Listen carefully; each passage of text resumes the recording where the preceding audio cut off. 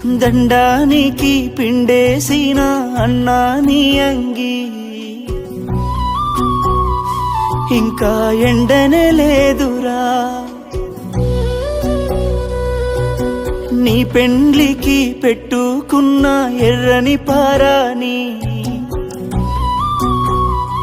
ఇంకా పోనే లేదురా